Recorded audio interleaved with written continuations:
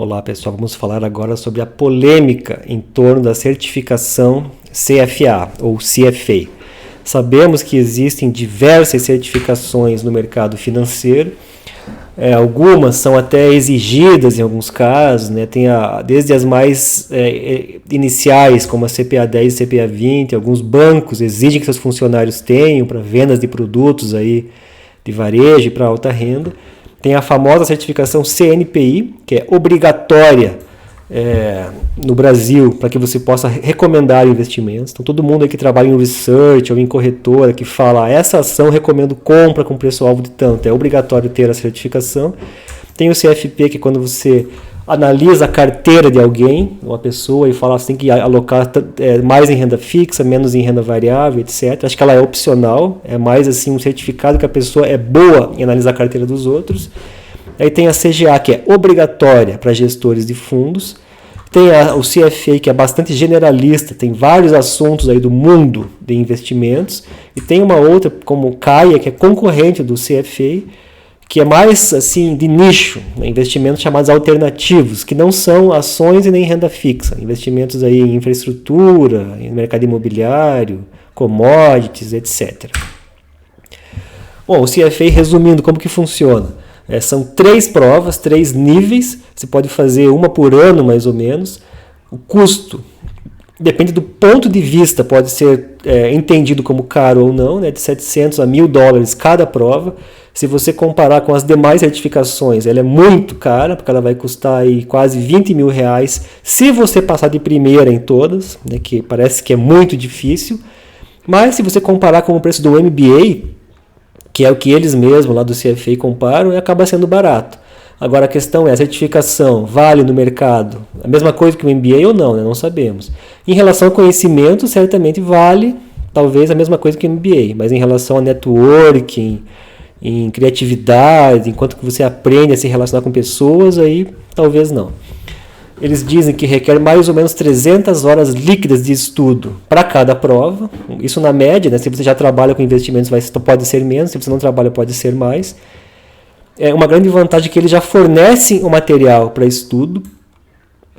Outras certificações aí no Brasil, você tem que comprar apostilas, fazer curso. Nesse caso aqui da CFA existe curso, mas você não é obrigado a fazer, porque eles já dão um livro de 3.000 páginas para cada um dos níveis e dão lá um banco de questões de 3.000 questões por prova.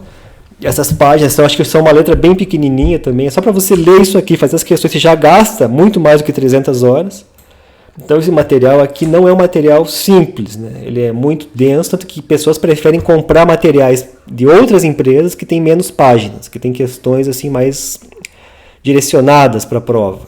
E não assim tanto conhecimento que às vezes muito desse conhecimento nem é cobrado talvez na prova.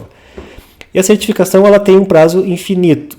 Se você faz o CNPI ou o CPA 10, tem que ficar renovando. É uma prova até mais simples, mas tem que ficar pagando taxa de renovação.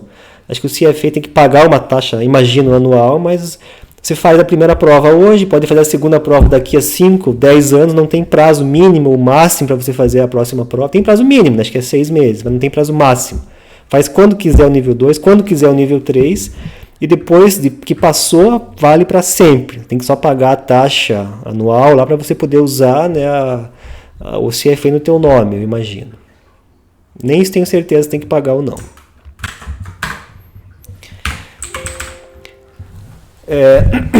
E uma das polêmicas em relação ao CFA se deve aí à taxa de aprovação.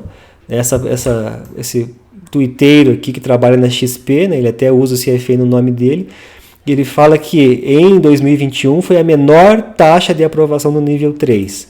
Apenas 42% passaram. Isso que o nível 3, que é a terceira prova, tem uma taxa muito maior do que as anteriores, do que o nível 1 e 2. Porque a pessoa já está aí no ritmo, já sabe como funciona, já estudou muito, já investiu muito dinheiro e aí ela se dedica mesmo para o nível 3. E mesmo assim, olha só o gráfico, como a taxa reduziu bastante. Chegou a ser 60% na década de 80 e 90, caiu para 50% e agora está em 40%.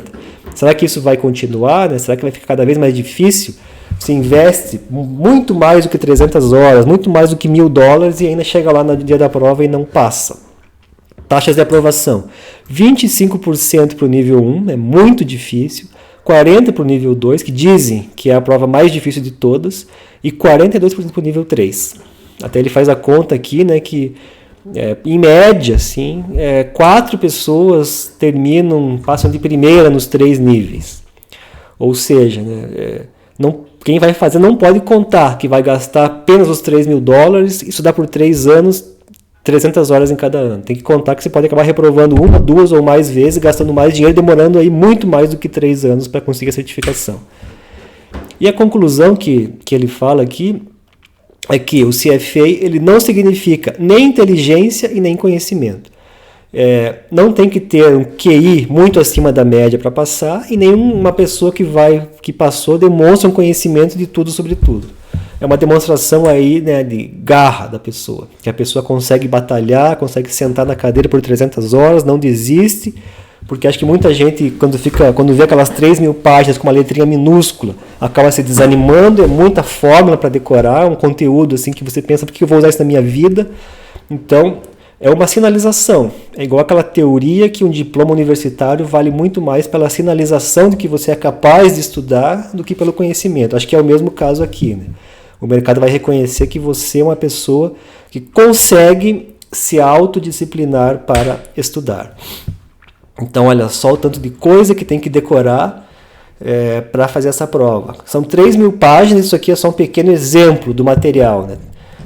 Acho que não tem acesso a fórmulas no dia da prova, tem que saber tudo isso de cabeça e saber responder cada questão que envolve aí detalhes das fórmulas em 90 segundos. O tempo médio que tem para cada uma das questões é 90 segundos. Então, isso aqui são fórmulas mais de estatística que tem que decorar, e aqui são fórmulas mais de contabilidade, os múltiplos de cada empresa, né, dividir aí preço por lucro e muito mais coisas. Tudo isso aqui tem que, né, saber de cabeça, e acho que tem muita pegadinha. Eles fazem questões de forma assim que você tem certeza que é a letra A, acho que são 3 alternativas, A, B e C. Nossa, tenho certeza que é a letra A, mas é a B. Eles criam a questão para que o cérebro da pessoa seja direcionado para a letra A, enquanto a resposta é a letra B. Não é aquela pegadinha assim clássica de sacanagem, mas você tem que conhecer profundamente essas fórmulas aqui. Se não conhecer profundamente, você vai cair na pegadinha. A prova é feita com calculadoras HP. Todo mundo hoje trabalha na vida real, né, no mercado financeiro, eu acho, usando Bloomberg e Excel. Você já tem a fórmula do VPL no Excel pronta, você faz gráfico, calcula desvio padrão em média, mas não, na prova aqui da CFA, você tem que saber calcular desvio padrão, calcular média geométrica, calcular correlação, tudo com calculadoras que tem menos funções que o Excel, uma telinha limitada, uma única linha de cálculo. Então, tem que meio que aprender a usar esse ferramental aqui, aprender a decorar essas fórmulas unicamente para a prova do CFA e não para a vida, porque na vida real as pessoas acabam nem usando isso.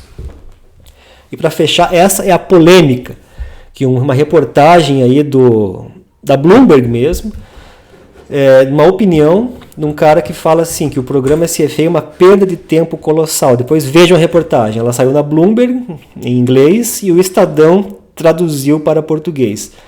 E aí o cara fala aqui que tem um ritual sagrado todos os semestres, que um monte de gente pega os seus lápis, calculadoras HP12C, faz uma prova, que será que vão determinar o sucesso profissional da pessoa? Então ele discute no artigo que será que essa certificação impulsiona a carreira de alguém ou não, tanto em relação a salário quanto em relação a conhecimento.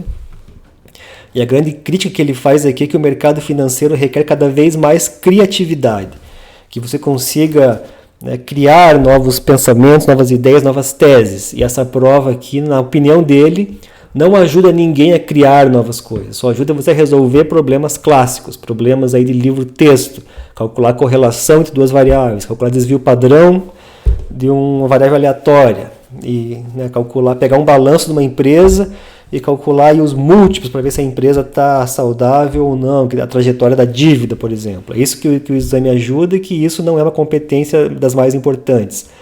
Mas tem a grande crítica aqui, que esse autor tentou fazer a prova do nível 2 e falhou. Passou no nível 1, falhou no nível 2, e agora, será que você está falando mal da prova só porque não conseguiu passar? Fica aí a dúvida, mas vale a pena ler essa reportagem para saber a opinião dessa pessoa. Deixe nos comentários o que você acha, se vale a pena ou não fazer esse exame Até mais, até o próximo vídeo. Obrigado.